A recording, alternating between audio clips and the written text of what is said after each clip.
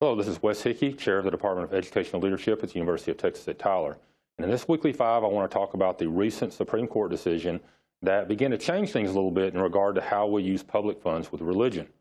In this particular case, Trinity Lutheran v. Comer, is that this particular organization wanted to put a playground surface on its playground. And it applied for a grant that all nonprofits could apply for, and they were ultimately turned down because of their religious orientation. And so the reason this took place is because historically is that there has been an attempt to try to create at least somewhat that wall between church and state. And in Lemon v. Kurtzman, they looked at it and said that a policy or law must have a non-religious purpose, the effect of the policy must not advance nor inhibit religion, and that there should not be an excessive entanglement with religion. And this entanglement is what oftentimes gets in there when you give money to churches, is there's the concern that the money will be used to help promote that religion instead of for some other secular purpose that may be involved in there. And then we also have things to look at in regard to the state constitution.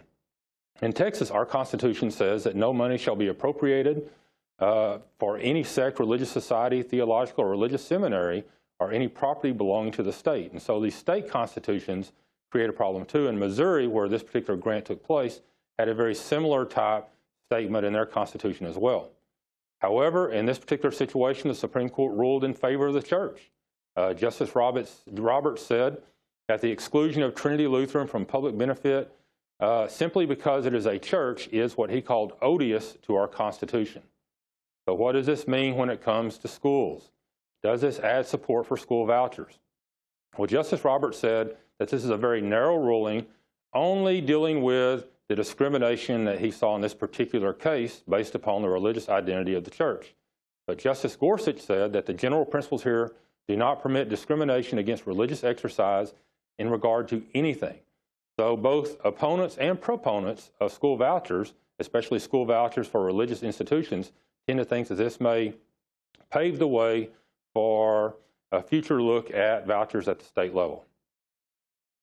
And at UT Tyler, let us know what we can do, and remember to inspire and educate, be architects of human potential.